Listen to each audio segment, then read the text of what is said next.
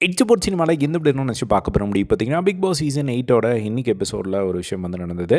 என்ன அப்படின்னா வந்து ராணவ் வந்து சௌந்தர்யா சொன்னதுக்கு வந்து ஒரு சில விஷயங்கள் அவருக்கு முரண்பாடு இருந்தது. இந்த மாதிரி சௌந்தர்யா வந்து சொல்லியிருந்தாங்க, ராணுவுக்கு வந்து ஓட்டு போடாதீங்க, ஏன்னா அவன் வந்து தன்னைத்தானே இழந்துட்டுருக்கான், அது வந்து எனக்கு பயமாக இருக்குது, இந்த கேமுக்காக அவன் ஒரு விஷயம் பண்ணி அவனையே அவன் வருத்திக்கிறானோ அப்படிங்கிற மாதிரி தோணுது அப்படிங்கிற மாதிரி சொல்லியிருந்தாங்க. அதுக்கப்புறம் ராணா வந்து கோவப்பட்டிருந்தாங்க.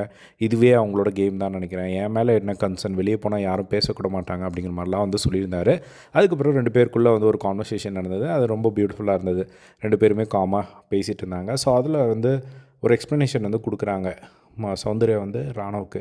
அதில் என்ன சொல்கிறாங்க அப்படின்னா, கேமுக்காக வந்து நீ ஒரு விஷயம் வந்து பண்ணுறன்னு எல்லாரும் சொல்லும் போது நீ அதை அக்செப்ட் பண்ணுறல்ல, அதுவே ஒரு சூப்பரான ஒரு விஷயம். அதுக்கே வந்து ஒரு பெரிய தைரியம் வேணும். நீ எந்த இடத்துலையும் வந்து நான் அப்படிலாம் பண்ணலைன்னு சொல்லலை, நீ இப்போ வரையும் அதை பண்ணிட்டு தான் இருக்க. கேம்க்காக நீ அந்த ஒரு விஷயம் பண்ணுறது எல்லாமே ஒரு பெரிய எஃபோர்ட் தான், நான் அதை வந்து அப்ரிஷியேட் பண்ணுறேன்.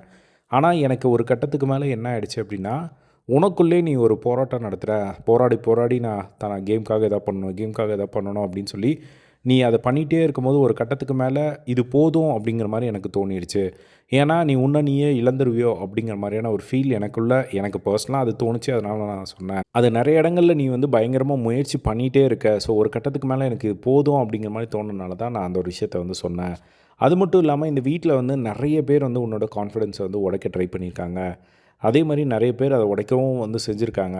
ஆனால் அதெல்லாம் தாண்டி நீ இப்போ வரையுமே அந்த ஒரு கான்ஃபிடென்ஸை மெயின்டைன் பண்ணுறது இன்னும் சம விஷயம் அப்படிங்கிற மாதிரியான ஒரு எக்ஸ்ப்ளனேஷன் வந்து பார்த்திங்கன்னா ராணுவுக்கு வந்து கொடுத்தது பார்க்க முடிஞ்சது. ராணுவும் வந்து அக்செப்ட் பண்ணிக்கிற மாதிரியான ஒரு கான்வர்சேஷனாக தான் வந்து 2 பேருக்குள்ளே வந்து இருந்தது, அது பார்க்க முடிஞ்சது. ஸோ இதுதான் வந்து நடந்தது. இதை பற்றி உங்களோட ஒப்பீனியன் கமெண்ட் பாக்ஸில் ஷேர் பண்ணுங்கள். இதே மாதிரிலாம் பிக் பாஸ் அப்படி தெரிஞ்சுக்க நம்மளோட சேனலை சப்ஸ்கிரைப் பண்ணி சப்போர்ட் பண்ணுங்கள். தேங்க்ஸ் ஃபார் வாட்சிங்.